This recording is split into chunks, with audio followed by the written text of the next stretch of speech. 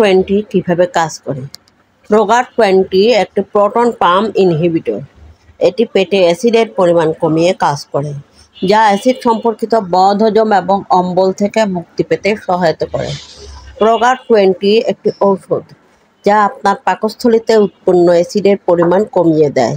এটি অম্বল, acid reflux এবং আপনার খাদ্য পাইপের সমস্যাগুলো চিকিৎসার জন্য ব্যবহৃত হয়।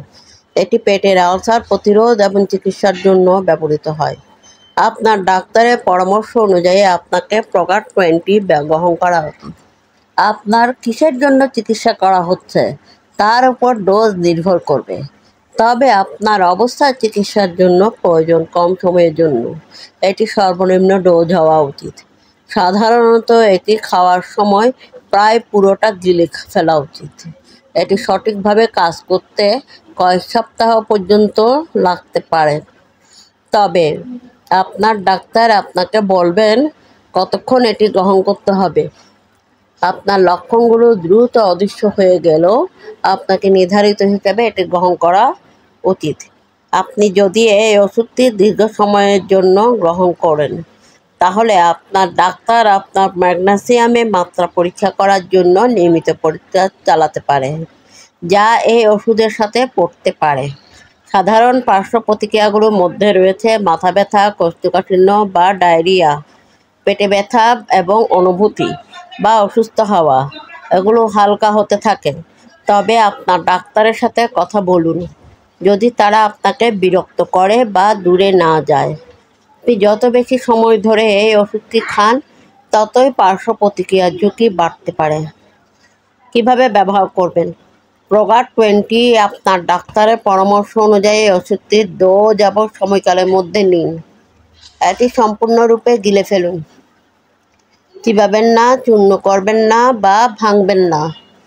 প্রোগার-20 খালি পেটে নিতে হবে। আপনি যদি প্রোগার-20 নিতে ভুলে যান, এর একটি ডোজ মিস করেন, যত তাড়াতাড়ি এটি গ্রহণ করুন।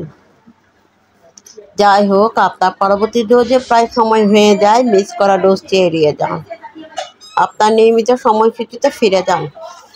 ডোজ দ্বিগুণ করবেন না।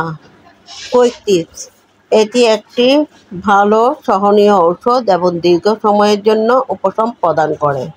রাতে দেরিতে বা শোবার আগে খাওয়া এড়িয়ে চলুন।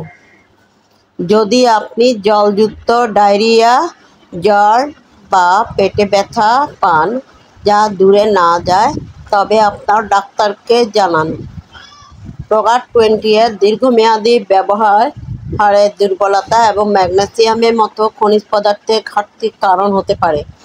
পর্যাপ্ত খাদ্য তালিকায় ক্যালসিয়াম এবং ম্যাগনেসিয়াম গ্রহণ করুন বা আপনার ডাক্তারের নির্দেশ অনুসারে তাদের সম্পূরক গ্রহণ করুন। আপনার যদি প্রস্রাব কমে যাওয়া, স্রোত, পিঠের নিচের দিকে ব্যথা, বমি ভাব, ক্লান্তি এবং ফুসকুড়ি বা জ্বর দেখা দেয়, তাহলে অবিলম্বে আপনার ডাক্তারের সাথে পরামর্শ করুন। এগুলো কিডনির সমস্যার লক্ষণ হতে পারে।